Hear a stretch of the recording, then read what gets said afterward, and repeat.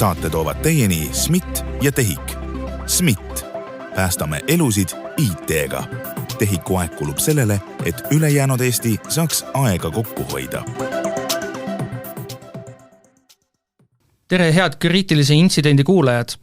Peamiselt oleme varasemalt siin saates vaadanud, mida huvitavat Eesti e-riigis arendatakse, aga me oleme jätnud ühe väga olulise osa tähelepanuta, ehk siis kuidas me üldse oleme jõudnud sinna, et neid asju on hakatud tegema.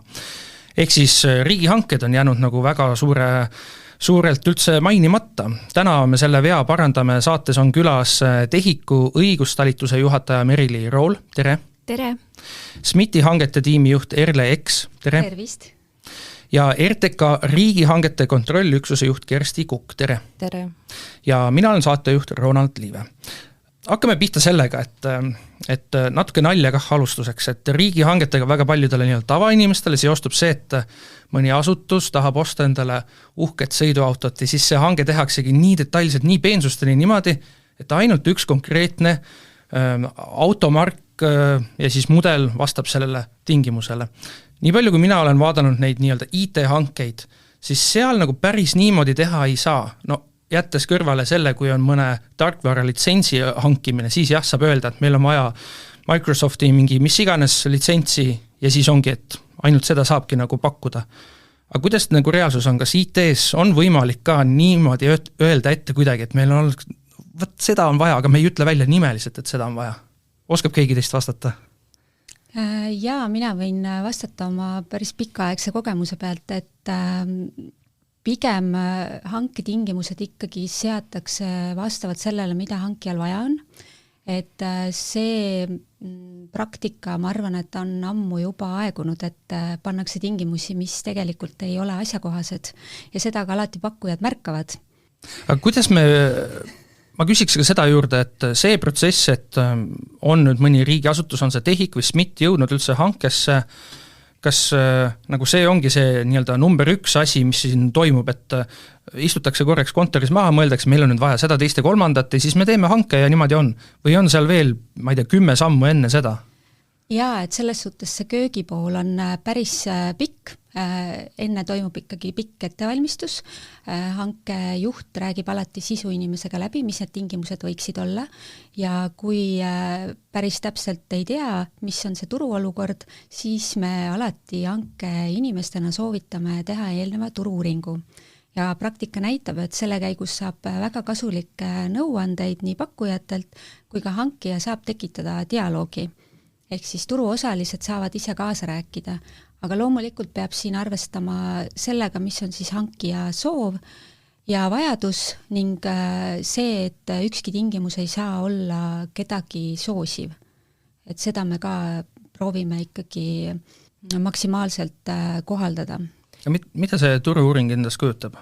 Turu-uuring kujutab siis sellist pakkuja ja hankija vahelist dialoogi, kus on võimalik siis nii-öelda läbi kraadida erinevaid hanke aspekte just nendes kohtades, mille osas hankijal endal on vaja täiendavat informatsiooni, et seada korrektsed hanketingimused. Ehk siis näiteks ei teata, kas on olemas spetsialisti, kellel on vastav kogemus, mida hankija näiteks soovib näha ja kas selliseid spetsialiste on ikkagi piisaval määral, et seda konkurentsi tagada. Ja selles suhtes pakkujad on ka väga aktiivsed ise seda ütlema, kas see on kuidagi piirav või mitte.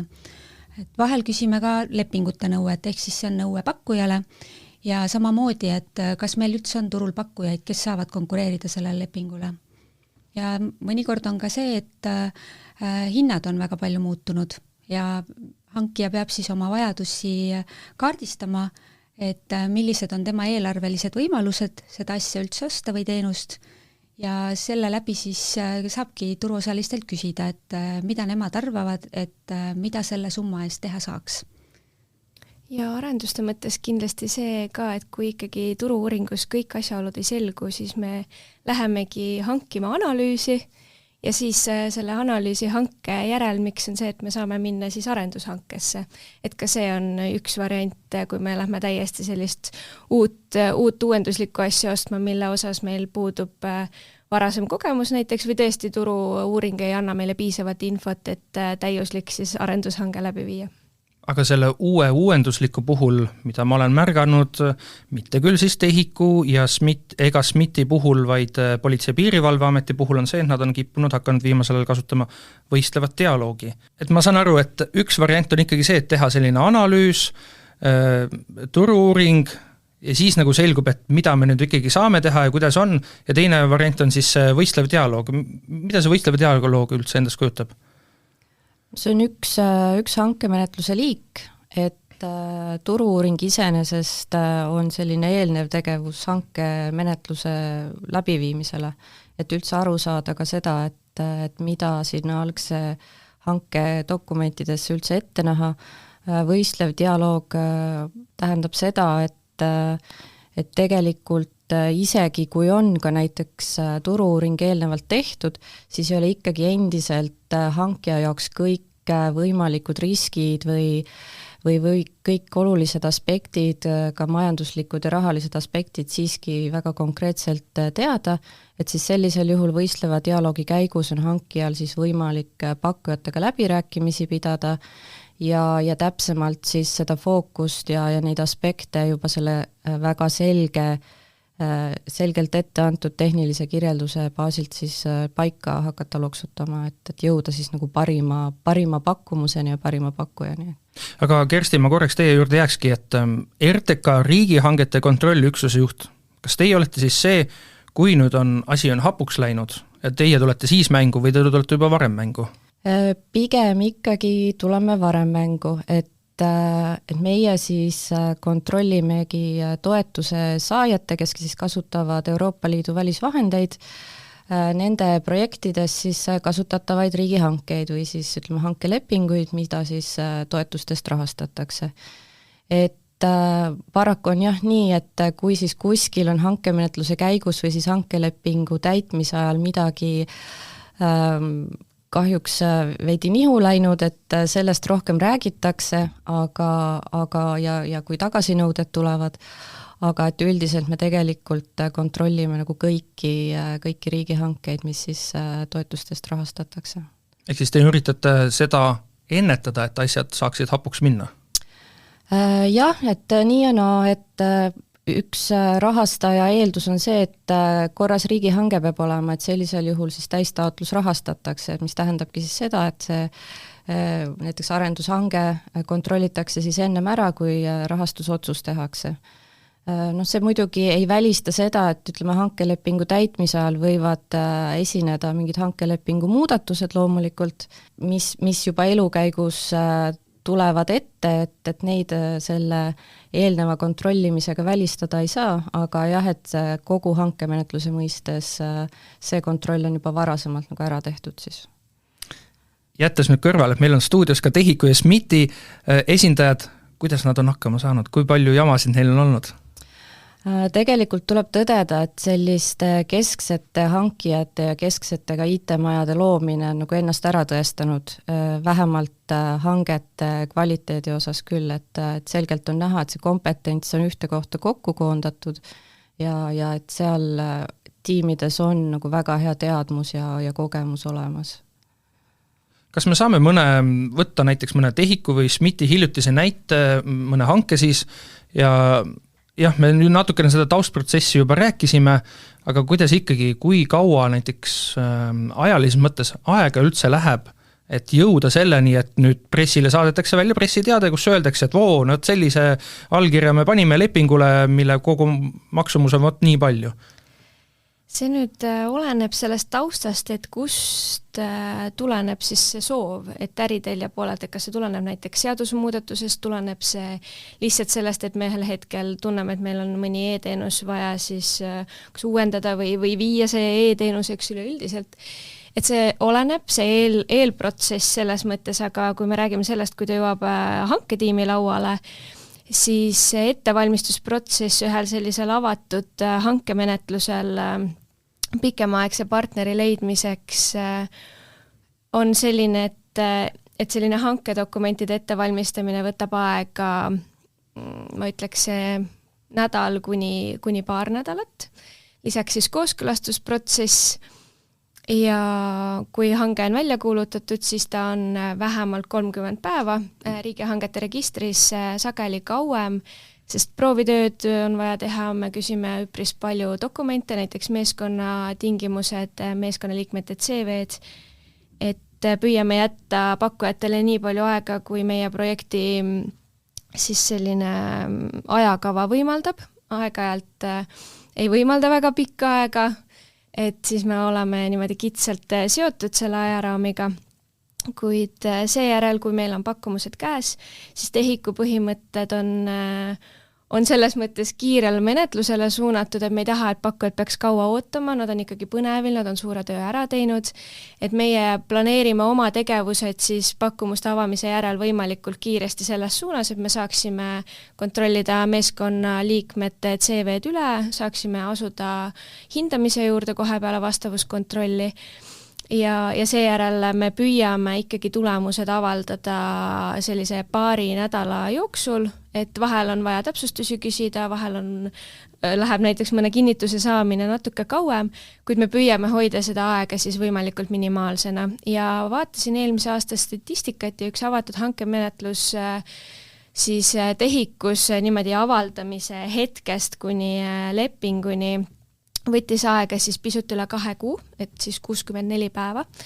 Ja tegelikult sinna juurde kuulub ka see, et sellest hetkest, kui see jõudis siis hankespetsialisti lauale, ehk siis ütleme 1-2 seal oli siis seda eeltööd kuni hanke avaldamiseni, et see oli siis selline keskmine kiirus, ütleme nii, et ma arvan, et Eestis on sellega asjad üpris hästi, et Euroopas ilmselt, kui me vaatame seda statistikat, siis see menetlus võtab ikkagi oluliselt kauem aega. Ja samal ajal ei ole ka hea, kui see menetlus liiga kiiresti või läheb, et selles mõttes pakkujad on öelnud ka, et vahel on see tunne, et kui tulemused või hindamise tulemused tulevad liiga kiiresti ja kõik saavad maksimumpunktidega, siis tegelikult vaadati neid proovitöösid või see oli lihtsalt näilik, et meie ikkagi anname sisulise tagasiside väga põhjaliku hindamise tulemusel, isegi ka headele pakkumustele me anname selle tagasiside, et kuidas saab veel paremini või et toome välja selle, mis läks suurepäraselt, et me lihtsalt ei pane maksimumpunktid ja kõik oli hästi. Et me anname ikkagi sisulise tagasiside ja seda pakkujad ka ootavad. Ma jääks korra selle proovitööde juurde. Miks neid üldse vaja on? Sest et te olete ju tingimused pannud paika, nii-öelda selline taustakontroll neile ettevõtetele on tehtud, nende varasemate tehtud töödega on ju tutvutud. Miks seal veel siis teha selline mingine iludusvoor, et kes kirjutab kõige ilusama koodi? No mille jaoks seda vaja on? No see proovitöö näitab väga hästi seda, kas pakkuja on üldse aru saanud, millisesse hankesse ta osalema on tulnud. Ja samamoodi näitab see tegelikult tema võimekust seda tööd teostada. Et proovitöö on alati seotud konkreetselt selle hankelepingu esemega, kas siis lahendatakse mingisugust täna hetkel olevat probleemi ja me tahame näha pakkuja nägemust sellest või siis on mingisugune veaparandus, kus me tahame näha, kuidas pakkuja mõtleb selles olukorras, et milline on tema lahendus sellele ja vahel ka hindame proovitööna mõnda projektiplaani, et näiteks kui on mingisugune ajakriitilisem projekt, siis on vaja näha seda, et pakkuja on võimeline selles kriitilises olukorras ka hakkama saama. Ja see näitabki seda tema võimekust. Kas see tähendabki proovitöö puhul need pakkujad saavad ütleme esmaspäeval kell 9 teada, et nüüd on mul 2 päeva aega see asi ära teha ja kui sa teed ära, kõik on väga hästi ja kui sa ei tee, siis võid juba nii-öelda kohvrit kokku pakkida, sa tead, et sina seda hanget ei võida? Ei, kindlasti see aeg ei saa olla nii lühike, sellepärast et kui hange avalikuks läheb, siis antakse ka see proovitöö ülesanne pakkujatele kohe kaasa. Aga kui palju, võib-olla RTK oskab sellele küsimusele vastata, juhtub seda, kus proovitöö ülesanne siis keset hanget muutub? Ausalt öeldes ei tulegi väga ette selliseid olukordi, et oleks olnud, et kui siis on need tõesti väga üksikud juhtumid, aga hetkel mul isegi konkreetset näidet ei tule meelde. Kas see proovitöö on muidu selline asi, et seal te ütlesite, et seal peab olema nagu reaalne selline eluline asi, mida nagu justkui paremaks tehakse, samas öelge nüüd mulle, kinnitage seda või lükake ümber, kas see on selline tasuta töö tegemine? Pigem jah, tasuta töö tegemine selles mõttes, et pakkuja ju kunagi ei tea, kas ta võidab selle hanke, aga samas hankija ei saa ka seda tema välja pakutud mõttevälgatust ka kuidagi kasutada. Nii et see ei lähe reaalselt kasutusse? Ei tea küll, et läheks, jah. Jah, ja tegelikult see on ka pakkujate ootus, et nende kvaliteeti hinnatakse maksumuse kõrval. Et tegelikult me oleme ka mõelnud palju sellele, et see peab olema proportsioonis selle võimaliku lepingu maksumusega, et kui see töö on väga väikses mahus, et kas meil on mõtet paluda nii palju aega kulutada selle kvaliteedi siis näiteks proovide teostamisele või me saamegi midagi muud rakendada, näiteks siis projektiplaani hindamist või midagi sellist, mis on natukene lihtsam ja vähem aeganõudev, et ITL-i poolt on meile öeldud, et mõne proovitöö tegemine on võtnud näiteks mõnel tiimil 700–1000 töötundi, see on tegelikult väga-väga suur töökogus, mille me siis nii-öelda tasuta küsime neilt, et seetõttu see peab olema proportsioonis selle saadava võimaliku kasuga siis sellest lepingust, et me alati seda kaalume, et mis on see lepingu eeldatav maksumus ja mis on siis selle proovitöö teostamise aeg, et on ta 1-2 päeva, on ta nädal aega, et me sellele ka kindlasti pöörame tähelepanu.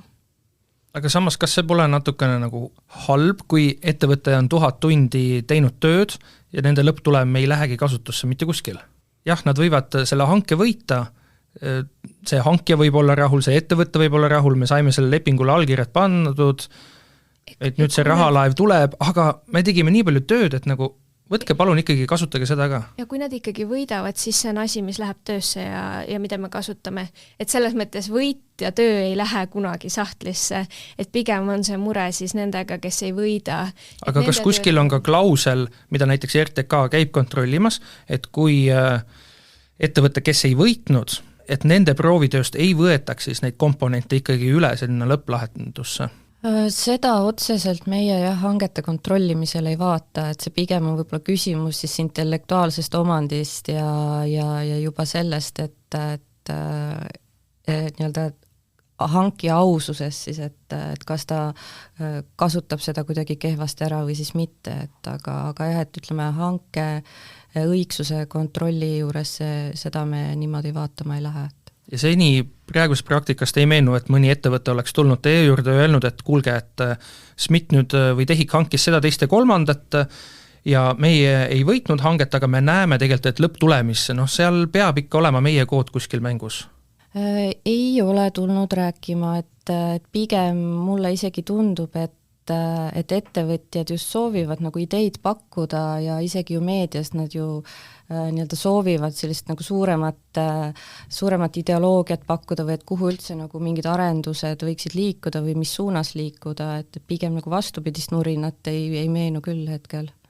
Nurin sageli tuleb mängu siis, kui juhtub nii, et hange mingil põhjusel tühistatakse, ehk siis kõikide proovitööd tegelikult muutuvad kasutuks, et see on see, mis morjandab ettevõtjaid, et see paneb ka hankjale väga suure sellise surve, et ei tekiks ka mingeid tehnilisi viperusi, et me peame mingil põhjusel selle hanke tühiseks kulutama, et see on kindlasti murekoht, mida üle pakkujad nurisevad, kui juhtub selline olukord, et näiteks selgub, et mingil põhjusel selle hankega ei saa edasi minna, aga suur töö on tehtud.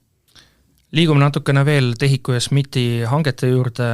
Kui palju see teie reaalne igapäevane tegevusvaldkond seab piire sellele, või tähendab, millised ettevõtted saavad üldse hangetel osaleda ja milliseid tütarfirmasid ja alltöövõtjad need kasutada saavad, et siin viimastel aastatel meil on mitmeid näiteid, kaasuseid olnud, kus me oleme teada saanud, et mitmed Eesti ettevõtted on saanud aru, et Valgevenes enam ei tohi omada mõnd partnerit, kas neid riike, Venemaa kindlasti, Põhja-Korea, veel midagi?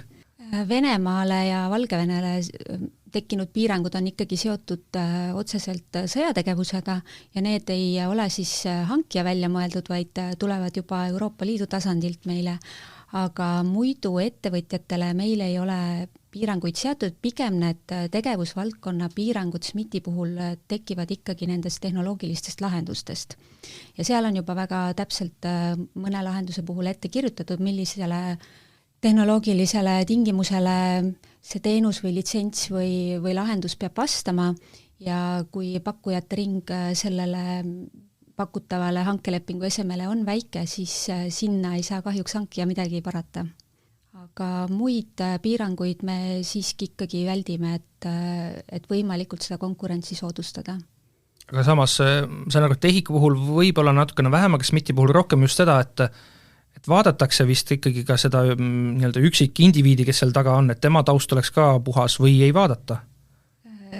Me ikkagi pakkujate kontrolli teostame vastavalt riigihangete seadusele, aga kui me hangime meeskonna liikme ressurssi, siis jah, need arendajad, need konkreetsed testijad, analüütikud, arhitektid, kes meile tulevad hankelepinguga juba täitja poolt tööle, siis nende tausta me kontrollime. Kes siis kõrvale jääb? Ehk siis kui meid kuulab mõni inimene, kes on nii-öelda oma karjääri alguses ja mõtleb, et tema tahab just teha mingit sellist tööd, millega üks hetk võikski mõnes ettevõttes töötades siis osaleda mõnel TEHIK-u või SMIT-i hankel, kuidas ta peab oma elu sättima, mida ta ei tohi teha? Mul ei ole konkreetset nimekirja, sest mina seda taustakontrolli läbi ei vii ja taustakontrolli tulemused ei ole avalikud ja seega ma ei saa anda ühtegi käsulauda, aga ma arvan, et iga mõistlik inimene peab aru saama, et kui ta tuleb sellisesse infosüsteemi programmeerima või mingisuguseid muid töid tegema, siis mis on need eetikanõuded ja normid, millele see inimene võiks vastata. Et selles osas jah, see tuleb inimese enda sisekaemusest. Kas teile meenub oma näiteks TEHIK-u näitel mõni selline hange, kus on tõesti väga hea töö oli, proovitöö oli super, prima ja siis see taustakontrolli käigus selgub, et me ei saa kahjuks selle ettevõtte käest seda hankida ikkagi lõpuks? Meile pakuvad ettevõtjad üldiselt ikkagi kriminaalsete tegevustega ilmselt ei tegele, et ei meenu küll praktikast, et oleks tulnud kõrvaldada tõesti näiteks huvide konflikti või mingite muude selliste tegevuste tõttu ettevõtjaid. Esineb aeg-ajalt näiteks maksuvõlgnevusi, mida on võimalik kõrvaldada ka hankemenetluse ajal ja on esinenud ka varasemaid lepingurikkumisi ja seal siis on hankel kaalutluskoht, et kas see on oluline lepingurikkumine olnud või mitte ja pakkujatel on võimalus siis selgitada, kuidas nad on heastanud näiteks oma varasemaid rikkumisi ja tõendada siis seda, et nad on jätkuvalt hea partner tegelikult nendes töödes, kuhu nad on tulnud pakkuma. Kas kuidas RTK vaatest on, et nende varasemate lepingute rikkumine ja see, et nüüd keegi ettevõte soovib mõnes uues hankes osaleda, kui nii-öelda puhtalt lehelt neid vaatama peab? No ikkagi nii, nagu riigihangete seadus ette näeb, et pigem on täna siis kohustus pakkujal ise juba hankepassis välja tuua oma need varasemad juhtumid ja siis hankija siis peab kaalutlema ja vaatama, et mis see pakkuja on siis kirjeldanud seal, et milliseid heastamismeetmeid ta on näiteks ette võtnud, et rohkem ei tekiks selliseid olukordi, et mis ta seal varasemalt need rikkumised näiteks on olnud või eksimused hankelepingute täitmisel ja siis see on juba hankija nagu kaalutlusotsus, et kas et ta on siis igakülgselt neid asjaolusid hinnanud, vaadanud ka enda nii-öelda hanke peale, hankega seotud asjaolude peale ja siis juba otsustab, et kas see heastamismeetmete kirjeldus tagab siis tema jaoks usaldusväärse pakkuja nüüd või siis veel mitte. Ja kuidas kogemus on, kas hankepassis neid rikkumisi ja eksimusi kiputakse välja tooma või tahetakse ikka kuskil vaiba alla ka pühkida neid?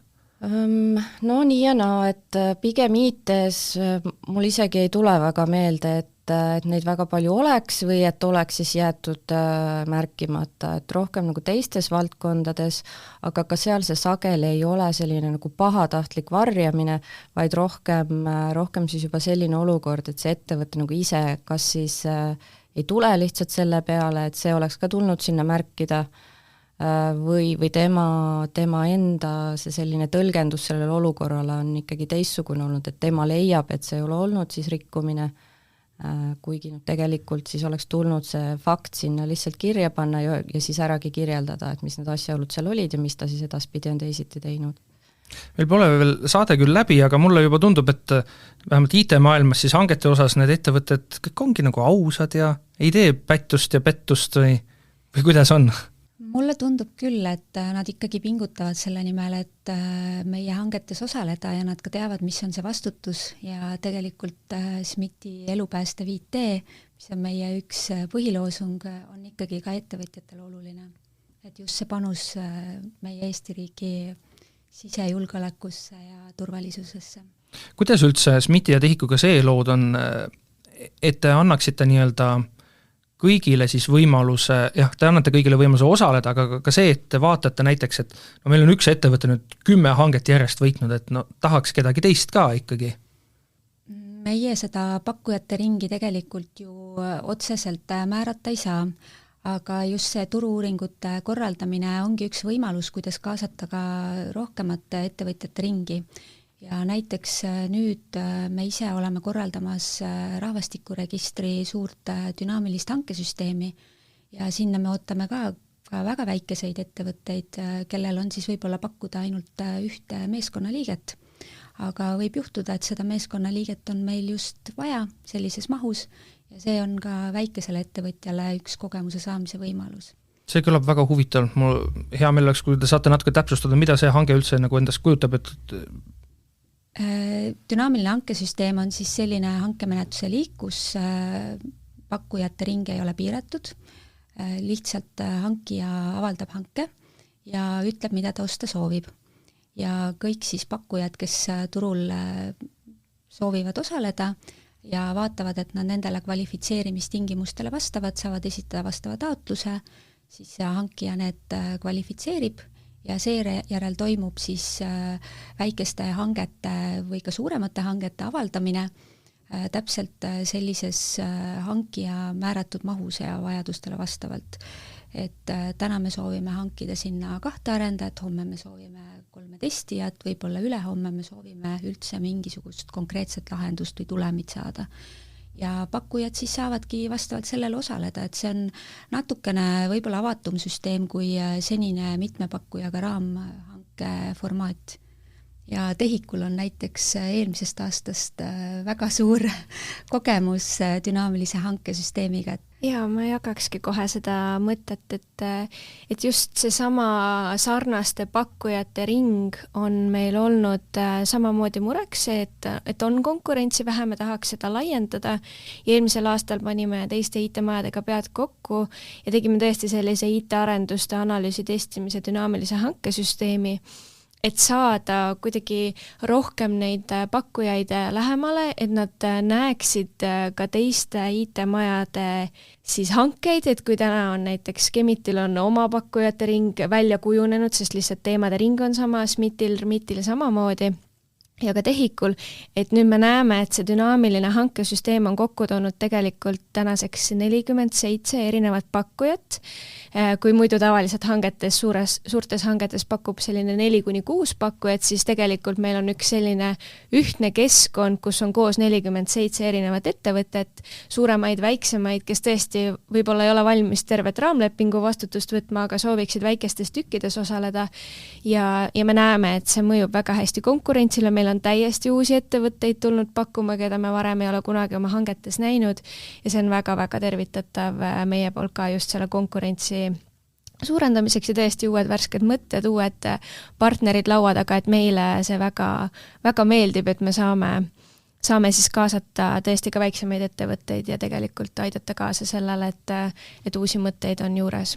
Aga mis on selle dünaamilise hanke ja siis lihtsalt selle erinevus, et see hanke võitja siis kasutab mõnda alltöövõtjat?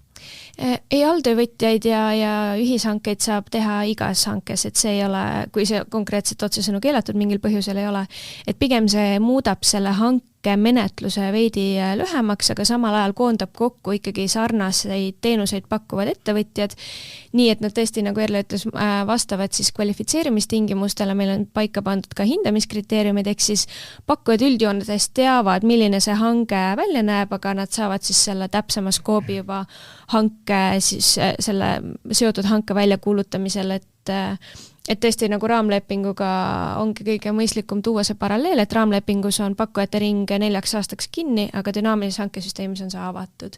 Et seetõttu näiteks täna ei saa üks pakkuja tulla, tal ei ole piisavat referentslepinguid, varasemaid kogemusi, 2 aasta pärast on ja ta saab liituda sinna samale nii-öelda siis turuplatsile, et see on niisugune suur ja kas see on siis viis väiksematele ettevõtetele, kuidas saada ka enda veebilehe kuskile jalusesse Tehiku või SMIT-i logo, et näed, et meie arendasime nende jaoks? Jah, miks mitte? Kas teistes valdkondades IT-st nii-öelda kaugemale vaadates kasutatakse ka seda dünaamilist hanget?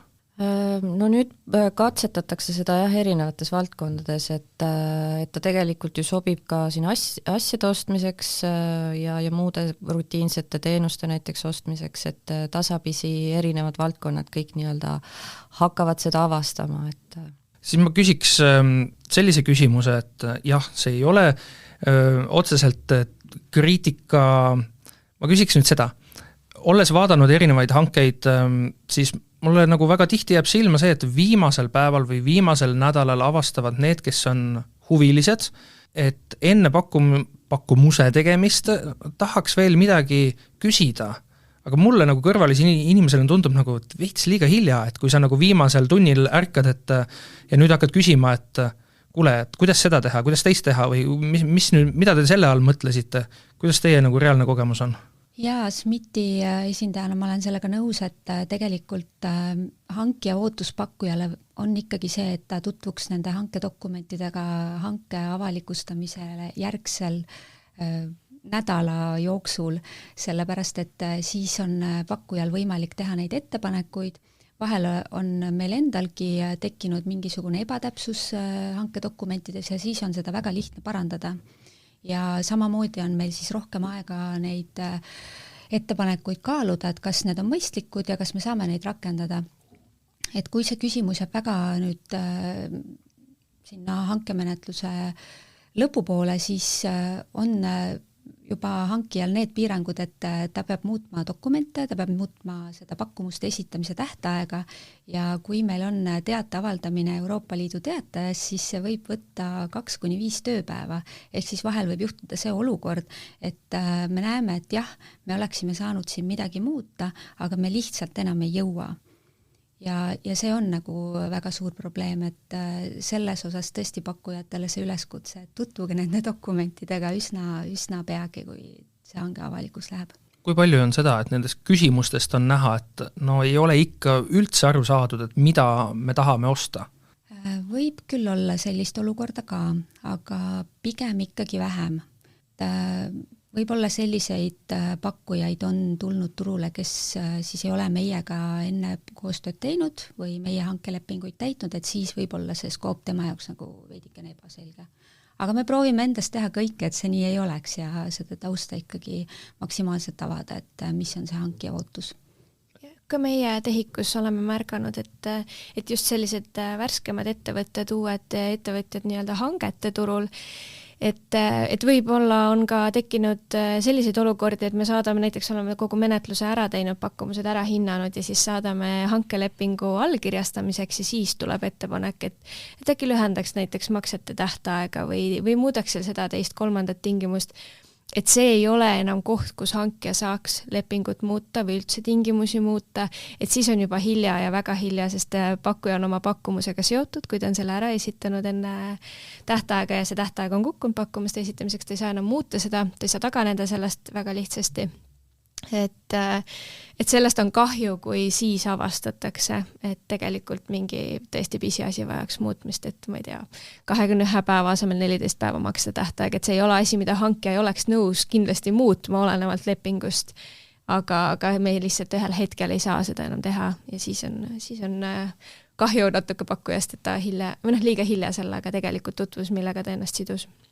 Ja loogiliselt mõeldes ma saan aru, et kui nagu selles küsimuste küsimise faasis küsida selliseid mõningaid, kuidas nüüd poliitiliselt korrektselt öelda, et mitte kõige arukamaid küsimusi, mis nagu näitavad välja, et sa ei ole selle valdkonnaga kõige rohkem kursis, et seda ei vaadata nagu negatiivselt, pigem vaadatakse negatiivselt seda, et kui sa oled juba selle pakkumuse esitanud ja sealt nagu paistab välja, et ei saada nagu hästi aru, et siis on nagu pigem see halb pool käes. ega hankija tegelikult ei saa siin oma meelsust kuidagi väljendada, eks ole, et siis ta on, ei saa kuidagi pakkujat soosida või mitte soosida, mida pakkuja arvab sellest hankest või küsib rumalaid küsimusi, siis jah, see võib-olla toob hankijale kaasa mõningase riski, et kas ta ikkagi on piisavalt pädev, et selle leping täita, aga mingit hankija meelsust ei saa küll öelda, et meil kuidagi tekiks.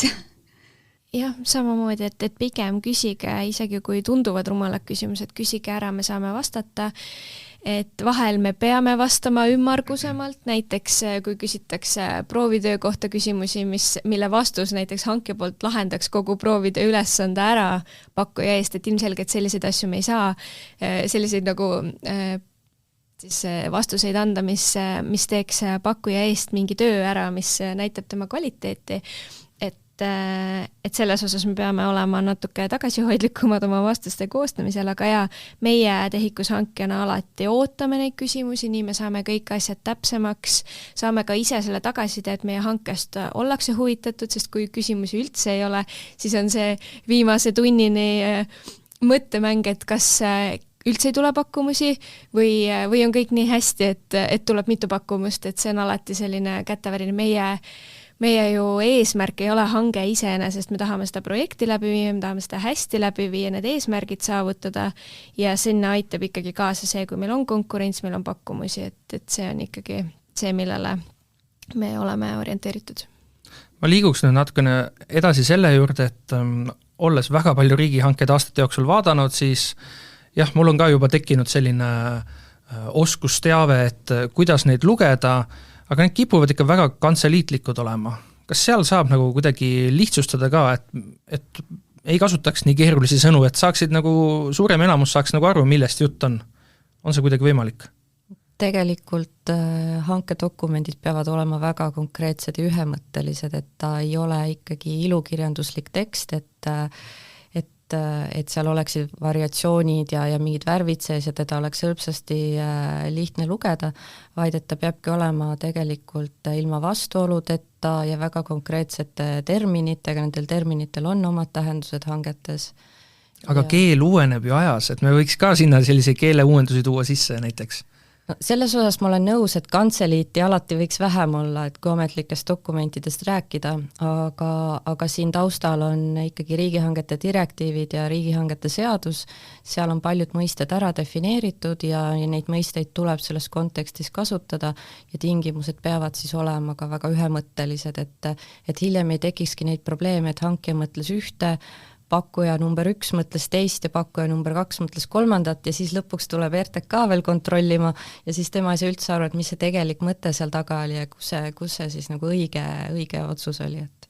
Eks see on teadmine kõigile ettevõtetele, kes soovivad riigihangetes osaleda, et täna siis SMIT-i ja TEHIK-u näitel mitte nemad ei ole lihtsalt omast heast tahtest niisama kirjutanud sellise kantseliitliku dokumendi, vaid seadusel lihtsalt ütlevad neile seda ette ja sellega peab leppima.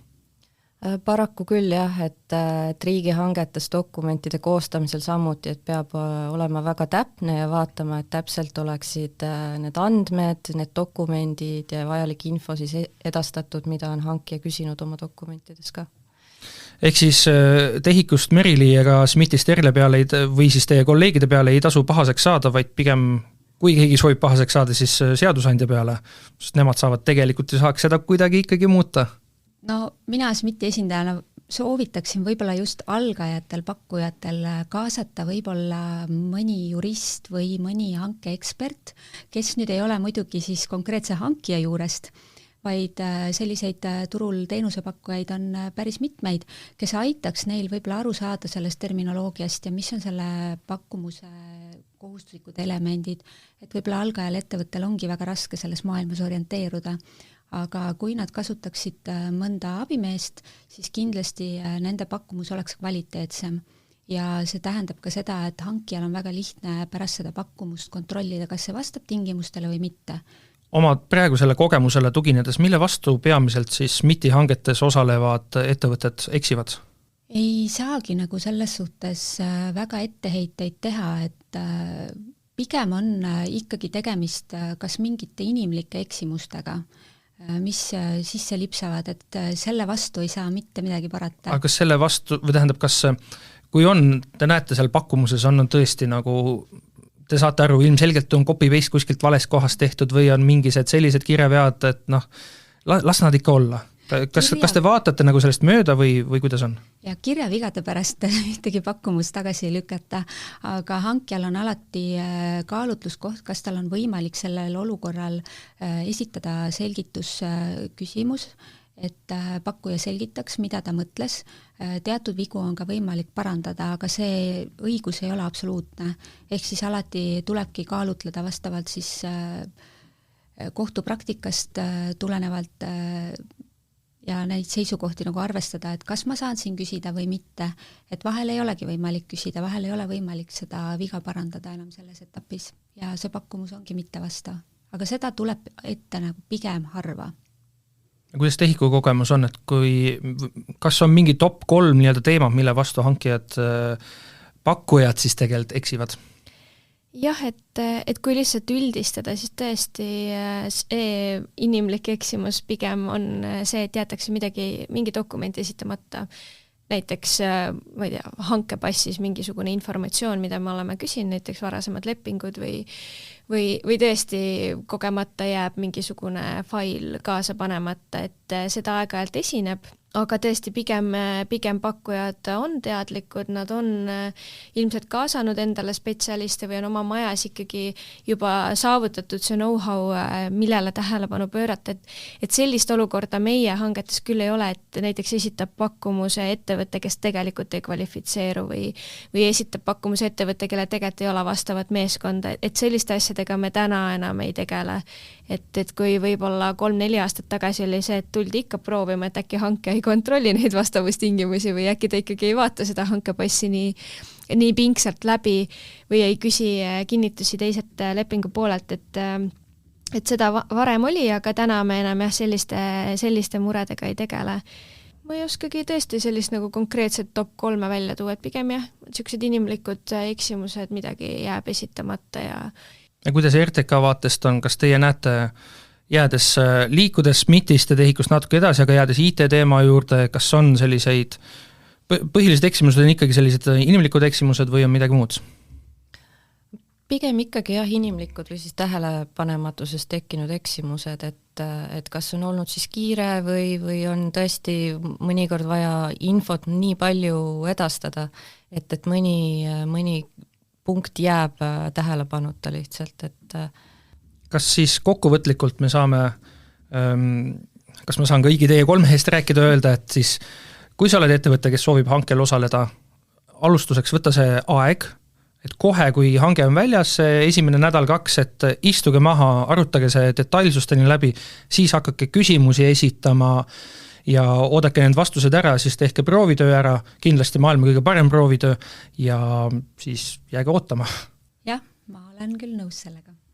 Just, et kõigepealt saabki ju väga kiiresti diagonaalis hanke üle vaadata, kas kvalifitseerimistingimustele ettevõtte vastab, kas selline meeskond, nagu on küsitud, on olemas ja siis tõesti jääb üle ainult proovitööd teha, kui need kaks asja on kiiresti üle vaadatud, et on korras. Nõustun.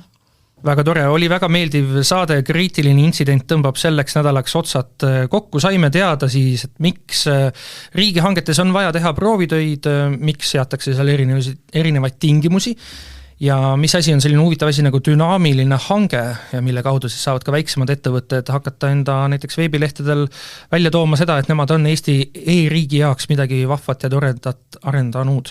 Saates oli külas tehiku õigustalituse juhataja Merili Rool, SMIT-i hangete tiimi juht Erle Eks, RTK riigihangete kontrollüksuse juht Kersti Kukk. Mina olen saatejuht Ronald Liive ja annan ka omalt poolt ühe siis nii-öelda soovituse või palve kõigile hankel osalejatele, et tõesti küsige neid küsimusi, see annab ka ajakirjandusele väga hea sisendi, et millise ettevõttega on tegu. Aga meie head kuulajad kohtume juba uuel nädalal.